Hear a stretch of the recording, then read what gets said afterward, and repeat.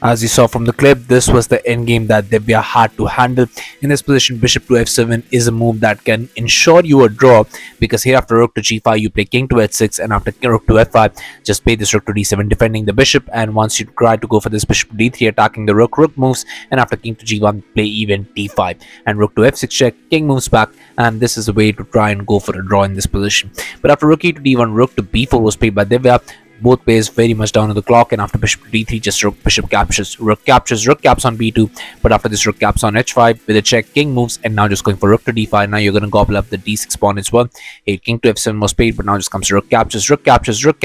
and here just going for rook to b5, trying to go after the a5 pawn.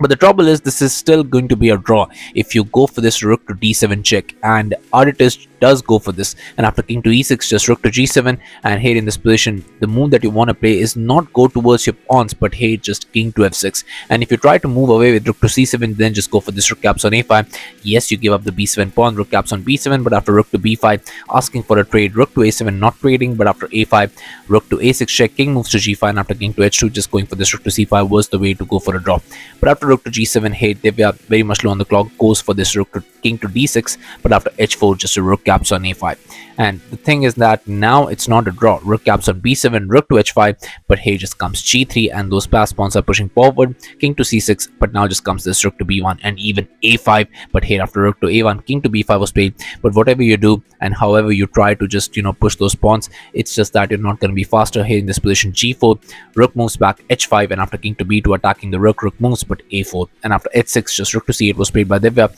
but now just comes even g5, rook to h8 and king to g4, and even a3, but after this king to h5 a2 was tried, but this